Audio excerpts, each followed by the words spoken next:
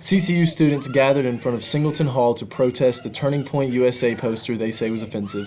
This Chanticleer News video documents the protest.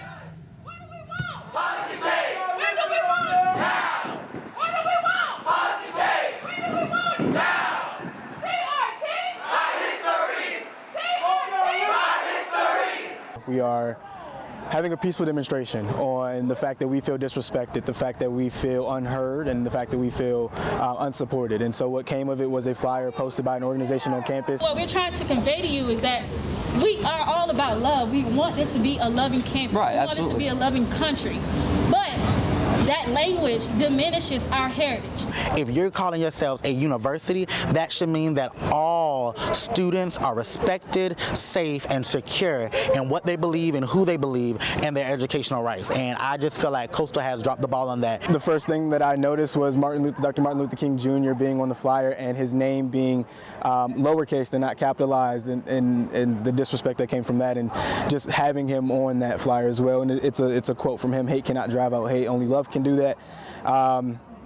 On the bottom half of the flyer, you have a statement on let's use love to drive out critical hate theory. Critical hate theory is not an actual thing. There is no foundation, no substance to it. It's a play on words, and it's a disrespectful and distasteful play on words.